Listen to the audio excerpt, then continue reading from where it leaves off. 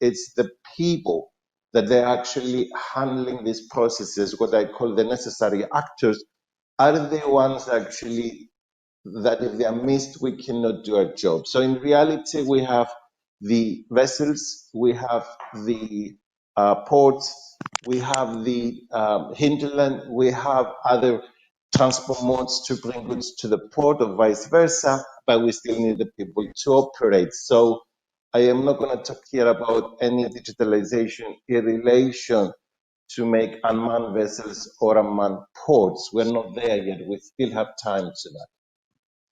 The reality, though, of today is that we are rapidly approaching the instant gratification inflection, where consumers, we like it or not, they demand their products and services delivered anywhere at any time. And the concept of connecting vessels, ports, and people has to be revamped so that the goods and services are delivered in real time. All access, and as I said, they're a highly personalized approach. I am sure that you all used at least once the last 5 years uh, a, a neat platform for shopping on the internet. If your goods not arrive on the time that you have been told so they would arrive, you can get refund instantly of your postage money you pay. Now, with today's shipping realities and the realities of society I just explained, I definitely believe that we need to move to a new rethought model. Because, as I already said, in a society where it's becoming more and more sensitive on environmental and well-being issues, and the concept of I want everything now continues to prevail, then I'm afraid so new rethought models are necessary, and shipping will not be an exception.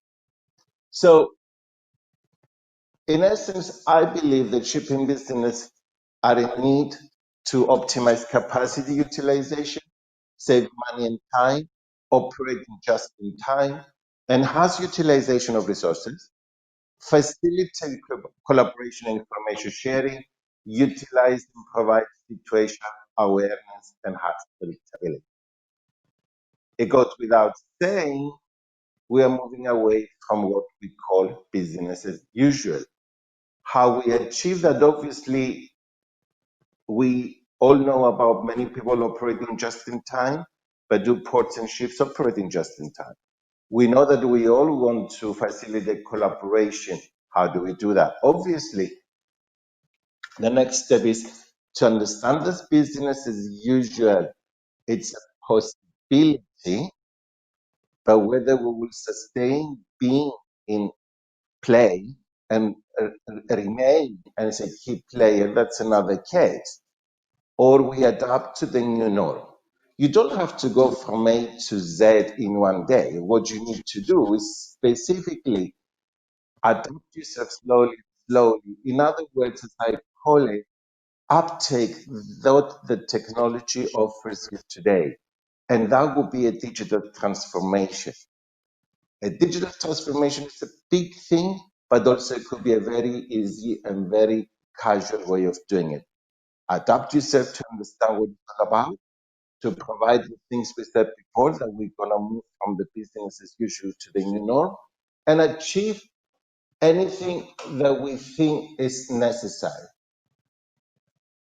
In a nutshell, I believe that shipping is and will remain a fundamental importance for the well-being of communities.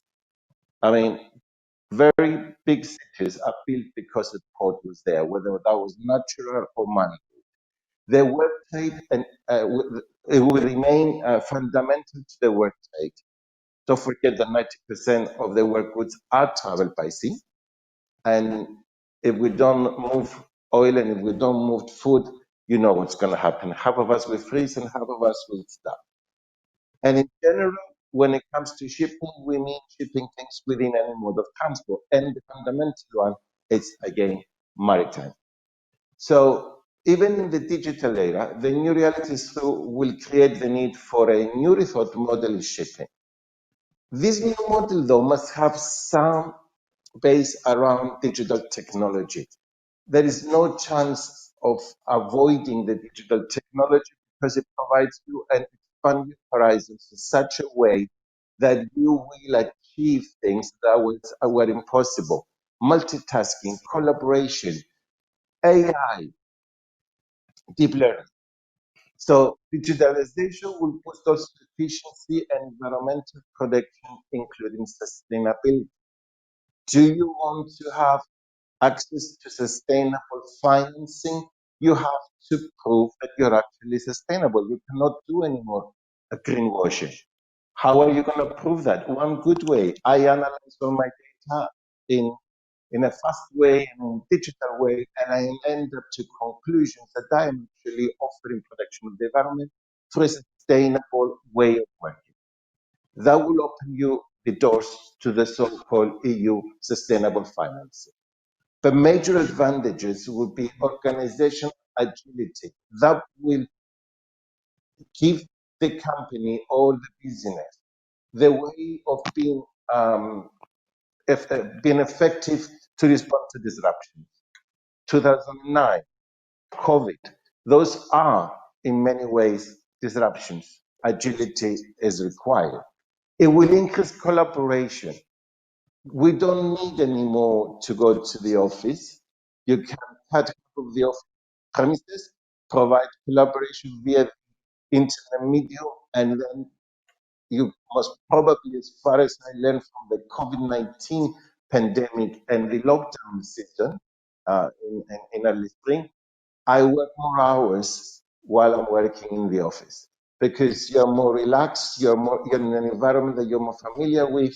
Although, of course, personally, I'm a sociable person, therefore I like to see my colleagues. But during a disruption, I had a very good medium to work with. And then, of course, you have risk assessment where firms that place importance on large volumes of data pertaining to collection, storage, and analysis are thereby improving their company's management.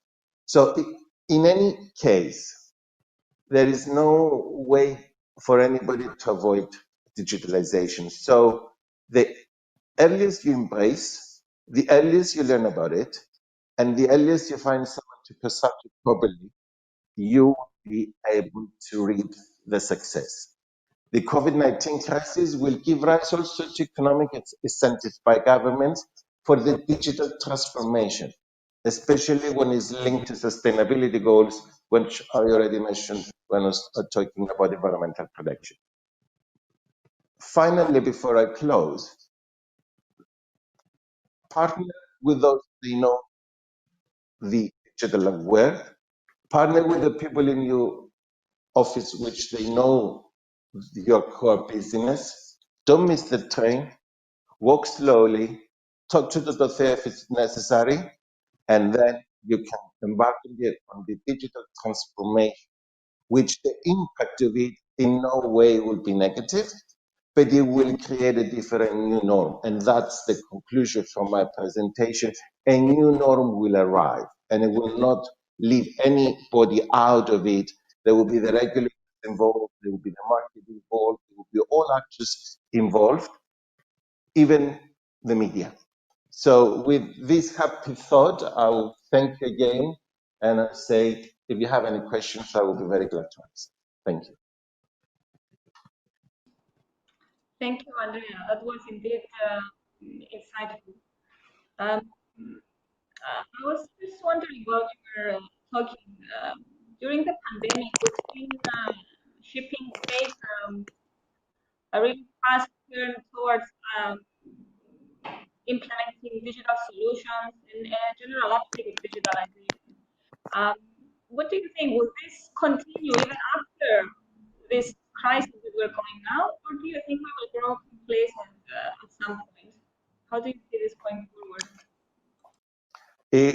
If I understood, if I heard the question correctly, because you were breaking up, Natalia, the question is, will the industry will continue uptaking the technology and embracing digitalization beyond the COVID era?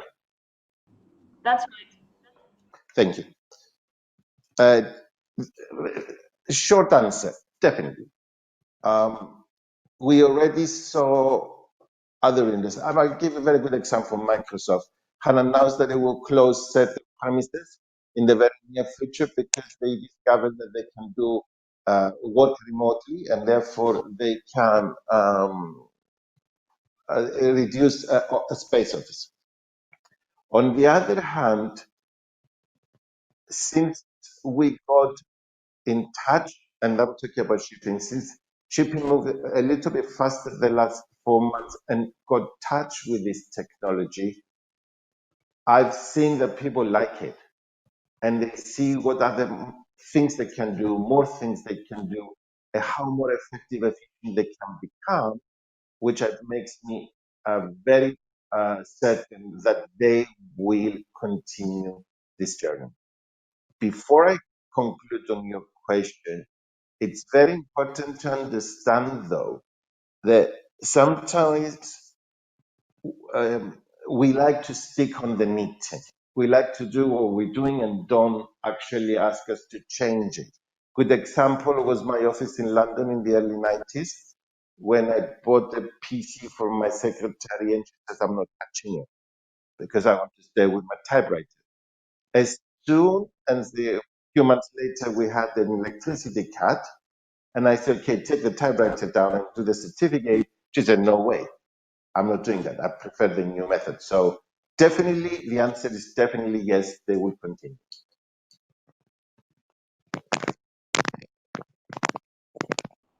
Thank you so much, Andrea. Unless there are any more questions,